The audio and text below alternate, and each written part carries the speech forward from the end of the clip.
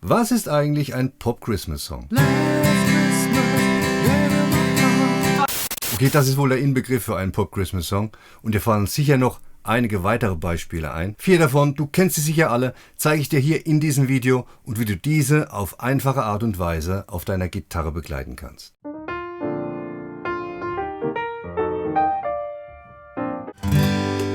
Hallo, Stefan Pietrek hier und willkommen im neuen Video zum Thema 4 Easy Pop Christmas Songs für Gitarre. Für dieses Video war es mir wichtig, Lieder zu finden, die natürlich jeder aus dem Radio kennt, oder zumindest die meisten, die sich mit einfachen Akkorden, also ohne Barrés, auf der Gitarre begleiten lassen und auch der Begleitrhythmus nicht zu anspruchsvoll ist. Also Easy Pop Christmas Songs, lernbar auch, aber nicht nur für Gitarrenanfänger.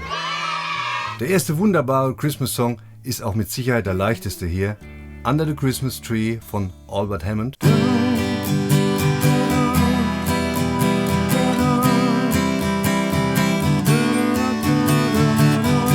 Aus den späten 80ern, Anfang 90er würde ich sagen. Habe da auf die Schnelle nichts gefunden. Wann das Teil genau rausgekommen ist, also wer es weiß, schreibt's bitte in die Kommentare. Und natürlich an dieser Stelle bitte gleich auch deinen Like unter das Video setzen. Ja, natürlich nur, wenn dir das Video gefällt. Aber mach es bitte jetzt, bevor du es wieder vergisst. Und wenn dir mein Video dann wieder erwarten doch nicht gefällt, dann nimmst du deinen Daumen einfach wieder zurück. Wo waren wir? Under the Christmas Tree von Albert Hammond. Originaltonart A-Dur. Ich habe es ja transponiert in G-Dur. Kenner wissen warum. Und herausgekommen sind die Akkorde G-Dur, E-Moll, C-Dur und D-Dur. Du siehst, alles Akkorde, die ein Anfänger schon nach wenigen Wochen spielen und wechseln kann oder zumindest sollte. Und wer es denn in der Originaltonart spielen oder mitspielen will, der setzt einfach seinen Capodaster in den zweiten Bund und schon passt das Ding.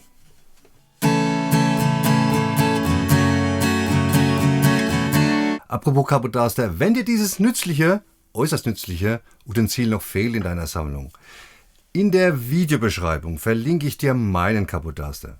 Also nicht genau meinen, den brauche ich ja selbst, aber den gleichen.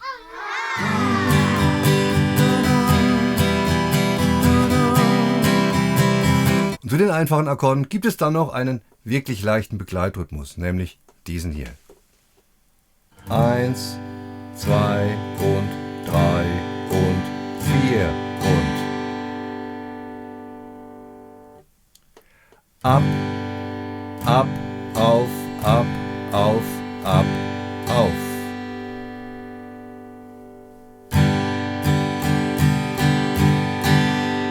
Und diesen Anschlag spielst du einfach durch das komplette Lied. Under the Christmas Tree besteht aus Intro, Strophen und Refrain. Im Intro spielst du einen Takt G-Dur,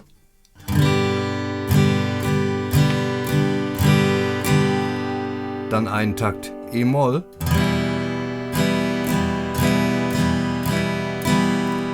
ein Takt C-Dur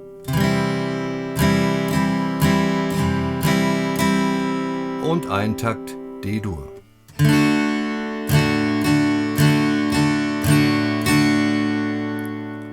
Das Ganze dann zweimal und fertig ist das Intro.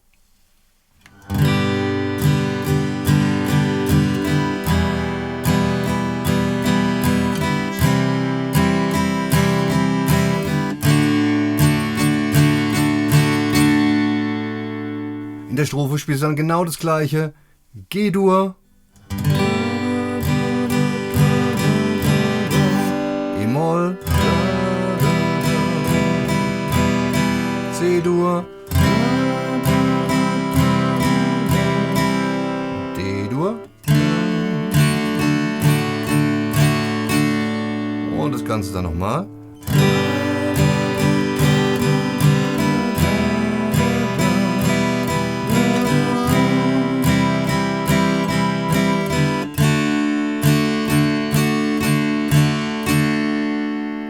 Und auch der Refrain beginnt genau so, ja, G-Dur, E-Moll, C-Dur, D-Dur, zweimal hintereinander.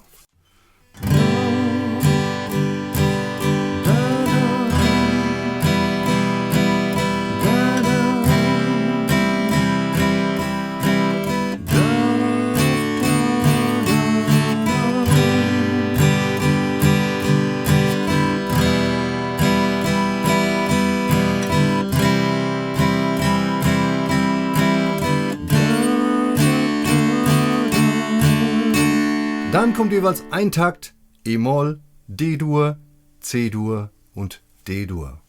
E-Moll, D-Dur, C-Dur und D-Dur. Und dann nochmal, wie gehabt, G-Dur, E-Moll, C-Dur und D-Dur.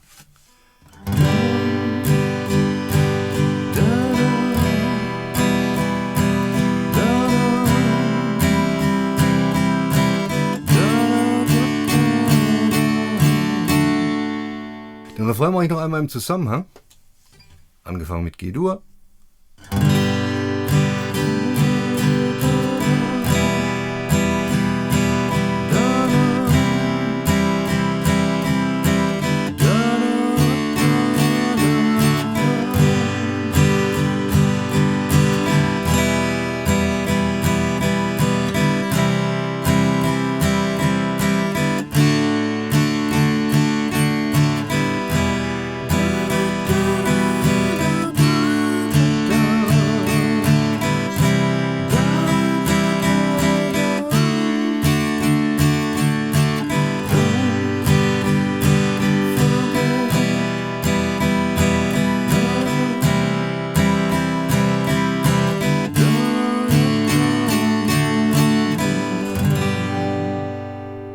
Kurz noch zum Ablauf des Songs. Intro, Strophe 1, Strophe 2, Refrain, dann Zwischenspiel, das genauso gespielt wird wie das Intro.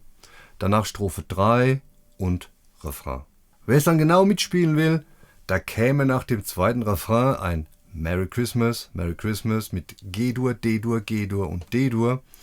Dann ein Refrain ab der Hälfte, also ab Everybody Around the World mit E-Moll, D-Dur, C-Dur und D-Dur und danach wieder G-Dur, E-Moll, C-Dur und D-Dur.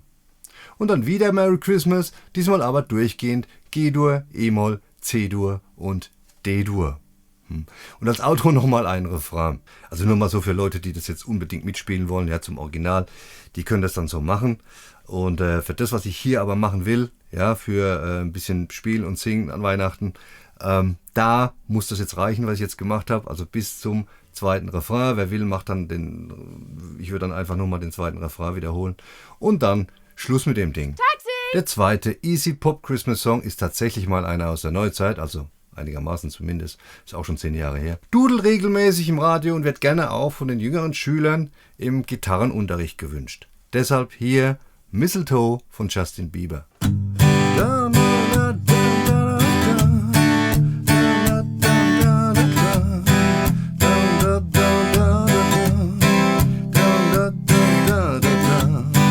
Die gleichen Akkorde wie bei Under the Christmas Tree, bisschen andere Reihenfolge immerhin, aber ebenso Capo im zweiten Bund, falls du das zum Original mitspielen willst.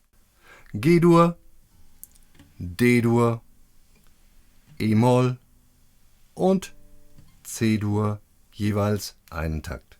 So viel zum Ablauf, weil genau so geht es durchs ganze Lied.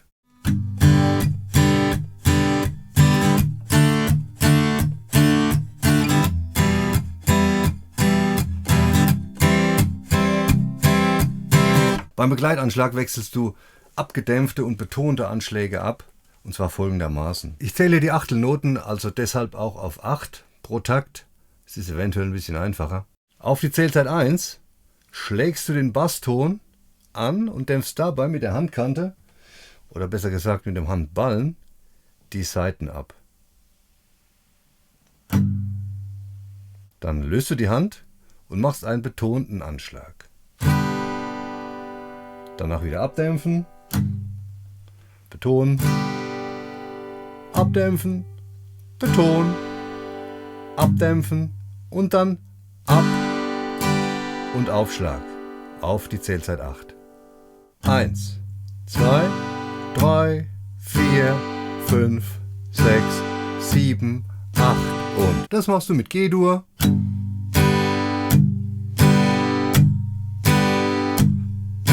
D-Dur, E-Moll,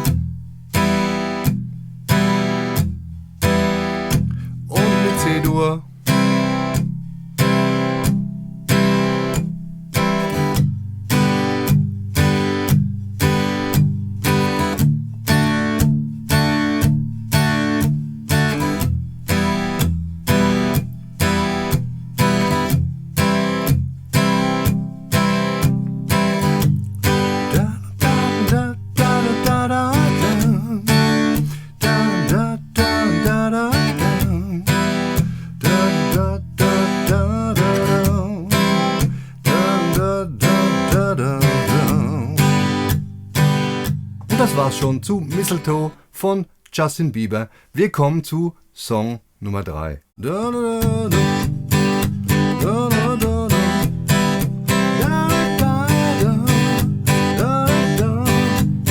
Der dritte Pop-Christmas-Song, Merry Christmas Everyone von Shakin' Stevens. Wieder eher ein Klassiker unter den Pop-Christmas-Songs, aber ich bin ja auch eher ein Klassiker. Die Akkorde hier, du kennst sie schon. G-Dur,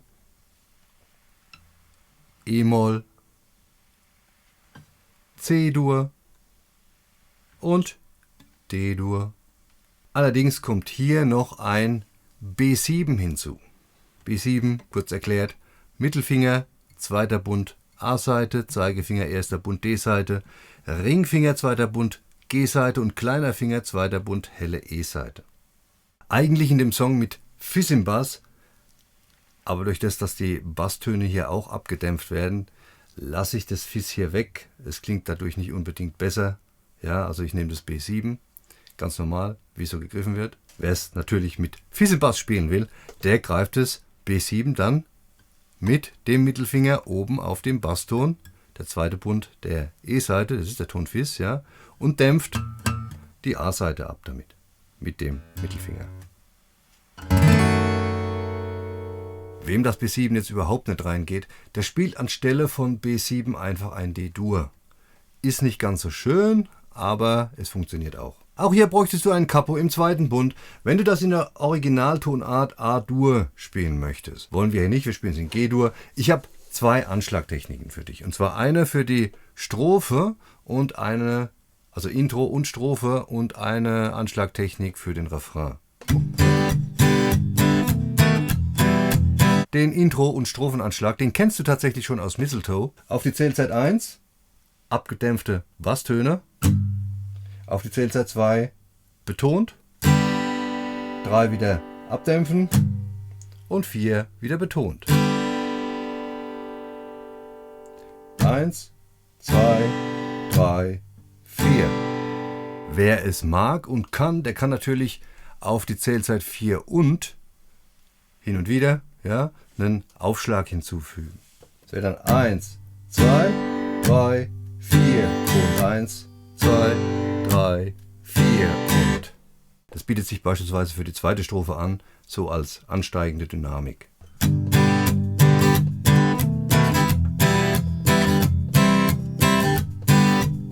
Der Refrainanschlag geht folgendermaßen, hier am Beispiel E-Moll. Zuerst auf die 1 den Basston, oder besser gesagt die Basstöne, du musst jetzt hier nicht genau zielen. 1, dann 2, 3 und 4 und. Basston, ab, auf, ab, auf.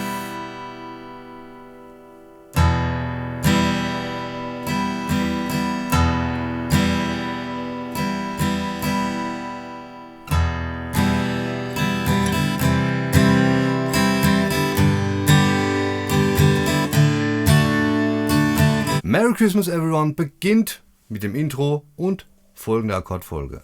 Im ersten Takt zuerst G-Dur, 1, 2, 3, 4.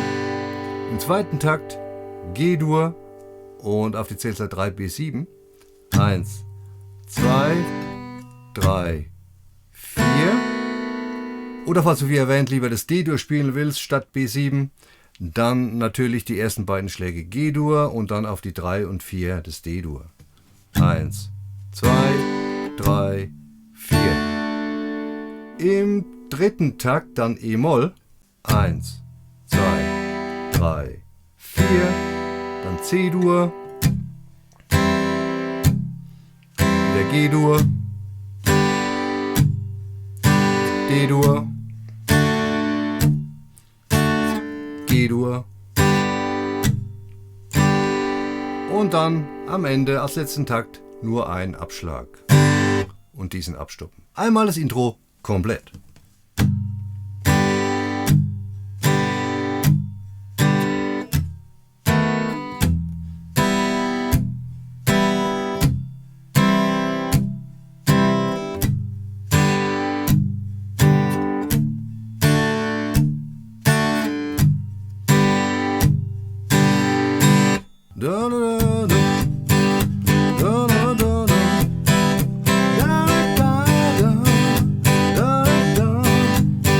Die ersten 4 Takte in der Strophe dann genauso wie im Intro. Das heißt zuerst G-Dur, dann G-Dur mit B7 im Takt, dann E-Moll und dann C-Dur.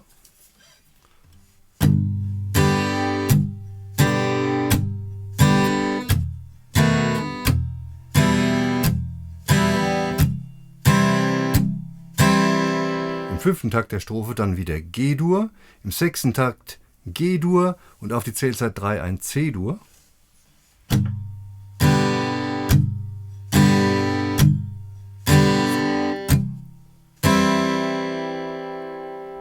Takt 7 wieder G-Dur. Takt 8 G-Dur und Takt 8 G-Dur und D-Dur zusammen. 1, 2, 3, 4. Die ersten 8 Takte der Strophe noch einmal zusammen.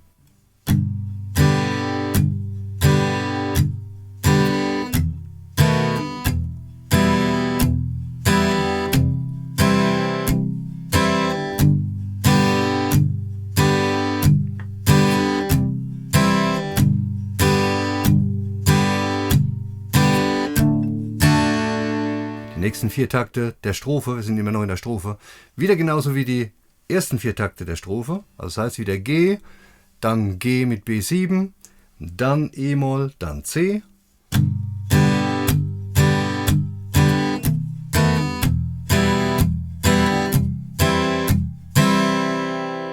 Und die letzten 4 Takte dann G-Dur, G und D zusammen in einem Takt, dann nochmal G-Dur und nochmal G-Dur.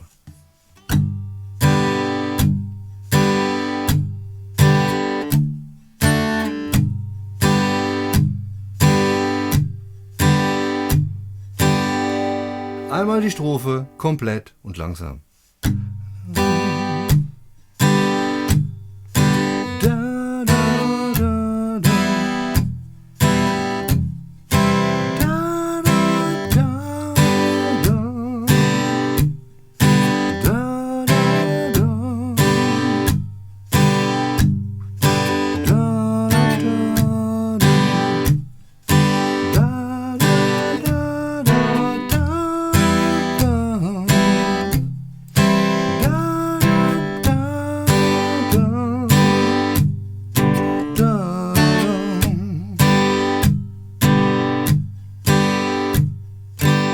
So viel zur Strophe. Danach käme noch eine Strophe 2, bevor es in den Refrain geht. Die wird genauso gespielt wie Strophe 1. Und jetzt kommt der Refrain.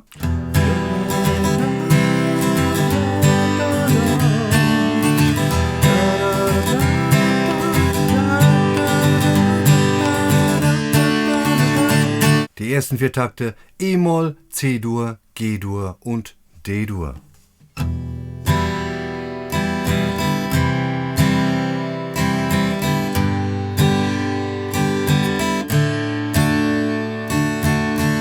Und Takt 5 bis 10, ja, der Refrain 10 Takte, dann wieder E-Moll, C-Dur, 2 Takte G-Dur und 2 Takte D-Dur.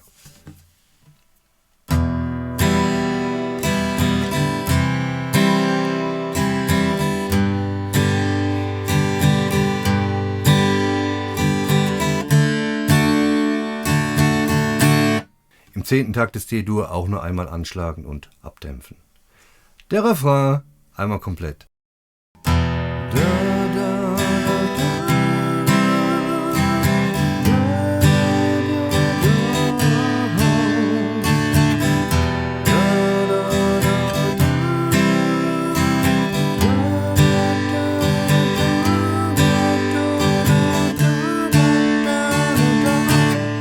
Oder zweimal anschlagen am Ende, wie ich es eben gemacht habe. Ist auch gut.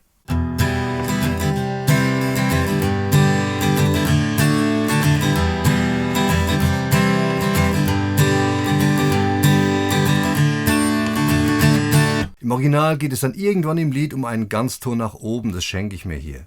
Also der komplette Ablauf wäre dann eher was für ein ausführliches Video zu diesem einen Lied. So wie es jetzt ist, reicht es aber komplett, um es spielen und singen zu können. Yeah. Und damit wären wir beim 4. und letzten Easy Pop Christmas Song, Tada! Last Christmas von Wham! Aus dem Jahre 1984.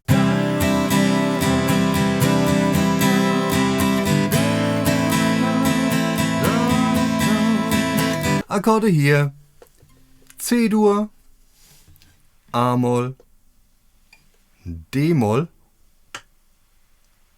und G-Dur.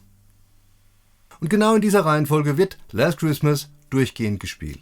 Da das Original in D-Dur steht, bräuchtest du auch hier wieder einen Capo im zweiten Bund, um es mitspielen zu können. Aber wer es schon mal probiert hat, das Lied mitzuspielen, der hat sich vielleicht gewundert, also zumindest wenn seine Ohren einwandfrei funktionieren. Ja, weil das passt dann gar nicht so richtig, weil es im Original tatsächlich dann nochmal ein Viertelton tiefer ist, also circa ein Viertelton tiefer. Ich habe mal ein bisschen rumgestimmt, ja. Ein Viertelton tiefer. Also du müsstest deine Gitarre dann tatsächlich noch minimal tiefer stimmen, um im zweiten Bund mit den Akkorden, die ich dir hier gezeigt habe, das Lied mitspielen zu können. Warum das so ist, weiß ich nicht genau, aber ich gehe davon aus, dass es so eine Bandmaschinengeschichte war aus der Zeit. Das hat man ganz gerne gemacht, um einem Lied eine andere Klangcharakteristik zu geben, ja, die Bandmaschine ein bisschen schneller oder langsamer laufen zu lassen. Das macht man heute ab und zu auch noch, allerdings nicht mit einer Bandmaschine, sondern das geht ja auch digital, deutlich leichter. Aber damals gehe ich davon aus, dass es mit einer Bandmaschine genauso war. Ist eine Vermutung von mir. Sollte es jemand genau wissen, der schreibt es natürlich bitte in die Kommentare. Zurück zum Lied. C-Dur, A-Moll, D-Moll und G-Dur, jeweils 2 Takte mit folgendem Anschlag. Der erste Takt: 1, 2 und 4 und der zweite Takt: 1 und 2 und 4 und beide zusammen: 1, 2 und 4 und 1 und 2 und 4 und.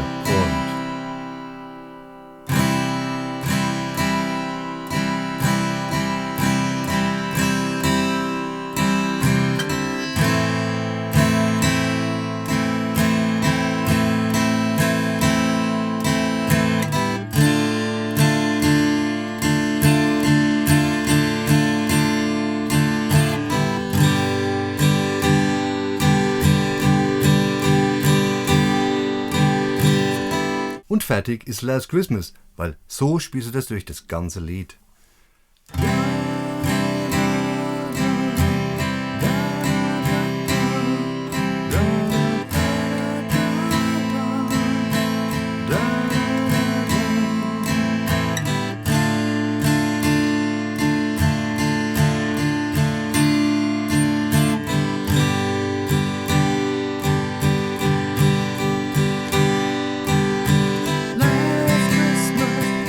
Das war's von mir zu dem Thema 4 Easy Pop Christmas Songs für Gitarre.